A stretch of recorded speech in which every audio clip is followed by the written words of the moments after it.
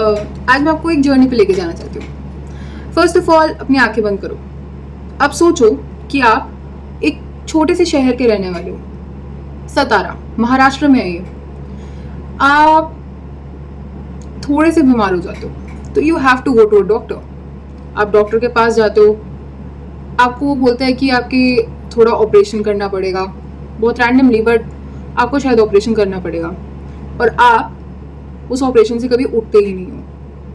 I know, very terrifying. ऐसा ही कुछ हो रहा था सतारा में since 2003। Doctor death of Satara.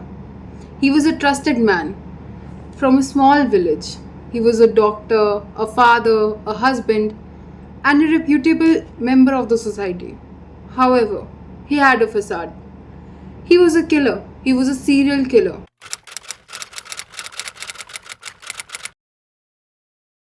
First of all, he was born on 4th November 1974 in Y village of Maharashtra. It is not a very big village. It's a small place. ये पैदा हुआ था एक फार्मर फैमिली को, तो they were of middle class लोग थे वो लोग। उनका बहुत ऐसे नहीं था कि they were very hi fi and well off, तो they were able to afford all the basic necessities. इसकी एजुकेशन पूरी थी, उसने बैचलर्स भी करी। अभी जो इसके छोटे होते क्लासमेट्स थे ना संतोष पॉल के, दे यूज्ड टू से कि he was a very reserved person, he was not very personable, very social. वो काफ़ी अपने में रहता था कि मतलब हाँ ठीक है, but he was very intelligent. ये उन्होंने तब भी बोला। अब क्या होता है ना कि ये आपका जो चाइल्डहुड वाला एज होता है, it is very important in your development overall. आप आगे जाके भी जो भी करोगे वो आप चाइल्डहुड में ही डिस्कस करते हो, वही डिसाइड करते हो, सब कुछ उसी टाइम पे होता है। तो जिस सोसाइटी में संतोष पॉल बड़ा हुआ, वहाँ पे the tags of engineer, the tags of doctor, वो बहुत ज़्यादा मायने रखते थे। This impacted Santosh Pol because during the ages of 12 to 18 Erikson's theory अभी हम यहाँ पे ले आते हैं थोड़ा सा। तो एरिक्सन जो है, ही सेड कि there are very several stages of development, of psycho social development. तो इसके हिसाब से जो आपकी डेवलपमेंट होती है that is psychological and social. ये साइकोलॉजिकल डेवलपमेंट जो होती है आपकी, वो सोशल कंटेक्स्ट में ही होती है। तो क्योंकि इसको सोसाइटल प्रेशर बहुत ज़्यादा फील हुआ होगा उस वक्त कि नहीं, डॉक्टर बनना is the best thing to gain power, to gain popularity, to have value in his society. तो he decided then and there कि अब ये डॉक्टर ही बनेगा। वो निर्णय ले लिया उसने वहाँ पे।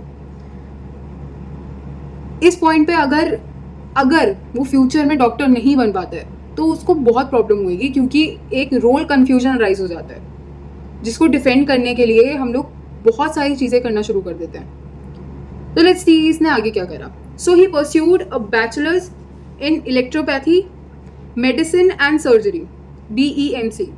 हाउएवर आपने ये आजकल सुनी नहीं होगी ये डिग्री, क्योंकि ये डिग्री डी रिकॉग्नाइज हो चुकी है 1994 में। इस बंदे ने ये डिग्री ले ली, पर क्योंकि इसका कोई वैल्यू ही नहीं रह गया तो ये डॉक्टर नहीं बन पाया। He was not a doctor. He did not get any degree in doctorate. कुछ नहीं था इसके पास। लेकिन did that stop him? No. ये बंदा बहुत गो गेटर टाइप का है, इवन तो इलीगल काम कर रहा है पर गो गेटर है। इसने क्या किया यहाँ पे 2 साइकोलॉजिकल टर्म्स बोलूँगी।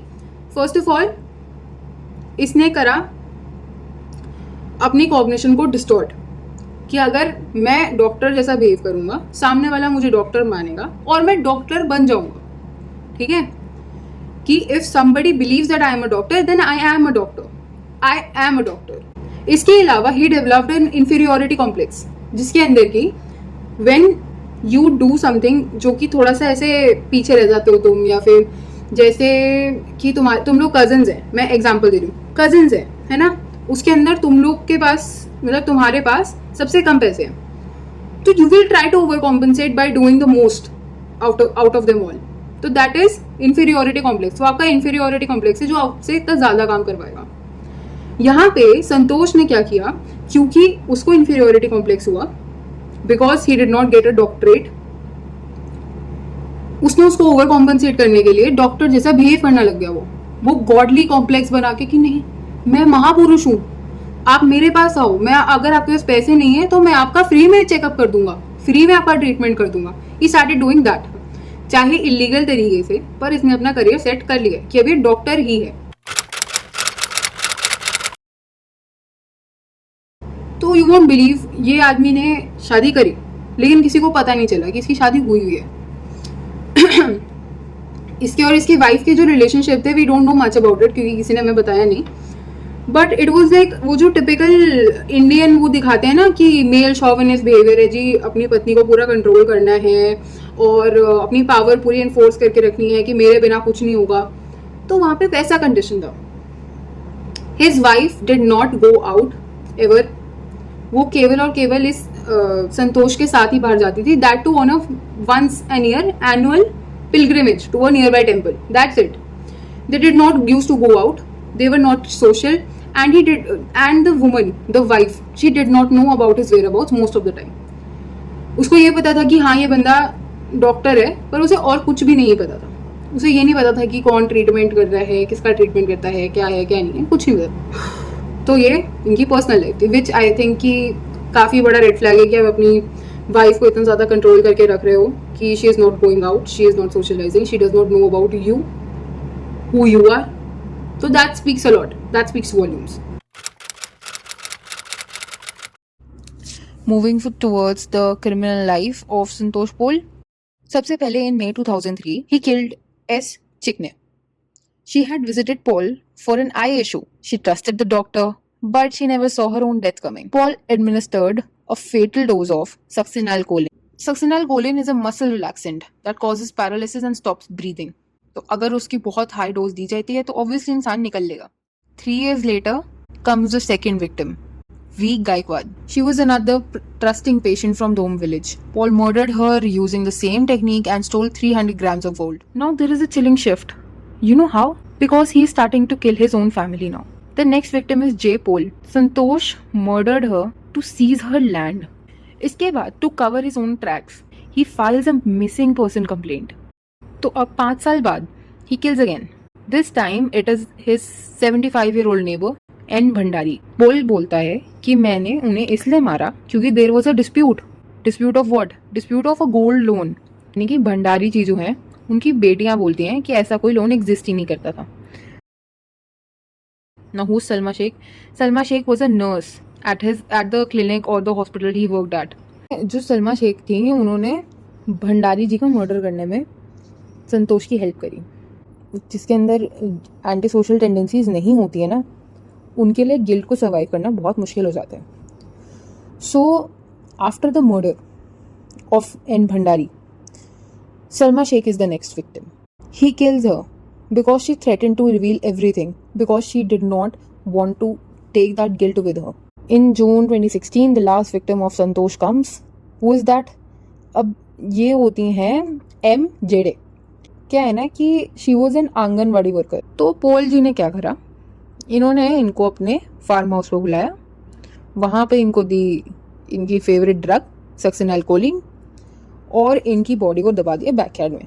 इनकी जो फैमिली थी इन्होंने बहुत लड़ाई करी and they demanded a probe into the whole situation and this murder literally shattered his whole plan.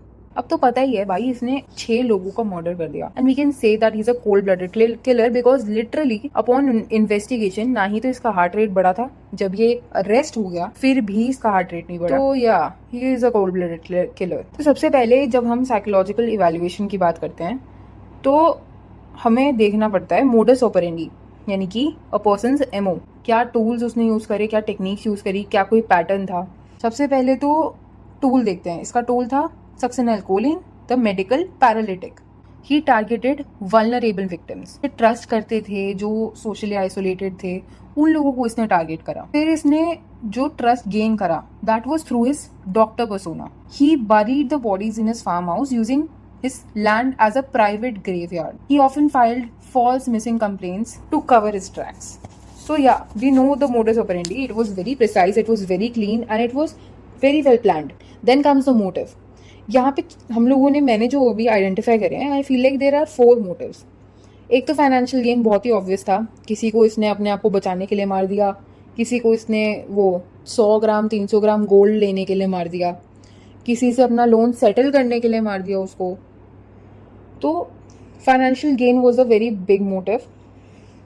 Then comes कि इसको जो नीड थी ना for control and superiority, he literally enjoyed the psychological thrill of taking lives while being undetected by anybody.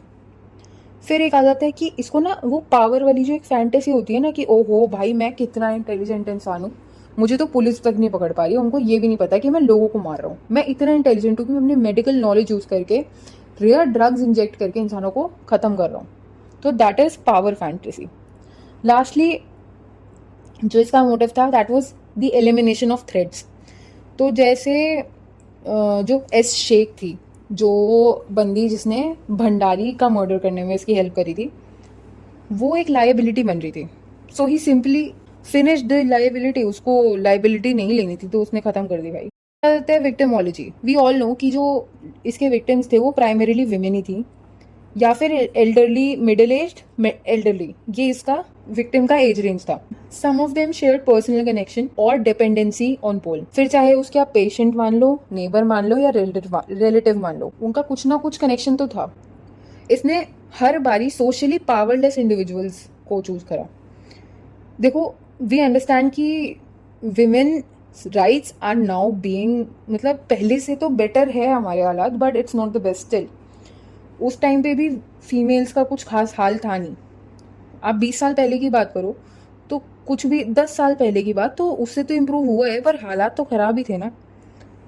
तो powerless individuals, orphans, the Shaikh was an orphan, फिर elderly जो कि भंडारी जी थे, और इनका डिसअपीयरेंस जो है, क्योंकि ये सोशली पावरलेस हैं तो ऐसे कुछ भी सोच सकते हैं कि मतलब लोग बाग सोच सकते हैं कि भाग गए, छोड़ दिया, गांव छोड़ दिया, जो भी। फिर आते हैं behaviour and personality profile. He was a high functioning narcissist. क्यों? क्योंकि उसको एडमिरेशन और कंट्रोल बहुत अच्छा लगता था। उसको इतना मज़ा आता था ना कि लोग भाई मेरे को डॉक्टर बोले, मेरे को वो ऐसा देखें जैसे कि भाई he is a god, he is saving our souls, he is saving our lives. उसे वो वाला जो एक एडमिरेशन था ना वो बहुत ज़्यादा चाहिए था। He felt entitled to rewards. फिर इसके एंटी सोशल ट्रेट्स थे ऑब्वियसली, ना तो कोई रिमॉर्स है, सामने वाले के राइट्स का कोई मतलब ही नहीं है, और एम्पैथी नाम की तो चीज़ ही एग्जिस्ट नहीं करती। एम्पैथी क्या होती है पता है? The ability to put yourself in anybody else's shoes. अगर ये अपने आप को सामने वाले के जूतों में रख पाता है तो शायद इस सिचुएशन में कभी पहुंचता ही नहीं। फिर ये मैनिपुलेटिव है, डिसीटफुल है, और ये प्रेशर के अंदर बहुत काम है। इसने इतने मर्डर्स करे, 6 मर्डर्स करे, ये पैनिक नहीं करा। पैनिक करा होता तो कुछ तो अलार्म रेज होता। और lastly he is an organised offender. इसके जो क्राइम्स है ना वो बहुत केयरफुली प्लान्ड है। विक्टिम्स इतने अच्छे से चूज करे हैं इसने कि उनका कुछ पता ही नहीं चला इतने सालों तक।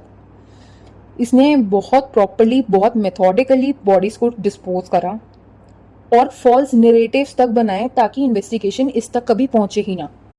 तो द चेकलिस्ट, सबसे पहले तो ये बताती हूँ कि ये चेकलिस्ट है क्या। तो ये है क्लेकली साइकोपैथी चेकलिस्ट, जो कि हर्वी क्लेकली ने 1941 में बनाई थी। अभी जो करंटली यूज होता है that is PCLR by Hare. ये क्लिनिकल है और काफ़ी डिस्क्रिप्टिव है। इसके अंदर 16 आइटम्स हैं, जिसके अंदर से संतोष पॉल हैज़ 13 to 14, 16 में से 14 really high chance that he's a psychopath, a high functioning psychopath, because he is working as a doctor. He is portraying that he is a good husband, a good father, a good citizen of the society. Therefore we can conclude कि Dr. Santosh Paul is a textbook case of an organized narcissistic serial killer with psychopathic traits who exploited his medical position for gain and power. His ability to compartmentalize his life, caring doctor by day, cold-blooded murderer by night, makes his case uniquely chilling in Indian true crime history. Dr. Santosh Paul was not a rage-fueled maniac or a sadistic torturer. He was something more terrifying, a man who used trust, intelligence, and silence as weapons. His crimes reflect the most dangerous type of offender, a respected face by day, a cold blooded manipulator by night. In a world full of trusted faces and polite smiles, you have to remember that not all psychos are going to be wearing bloodstained clothes or carrying knives. Some are going to be wearing stethoscopes, white gloves, and asking you for prescriptions. If you liked this video or if you just appreciated my efforts, please be here for the next video. It's going to blow your mind even more. And always remember, आपके आसपास भी कोई psycho हो सकता है. Look out for the red flags. Bye.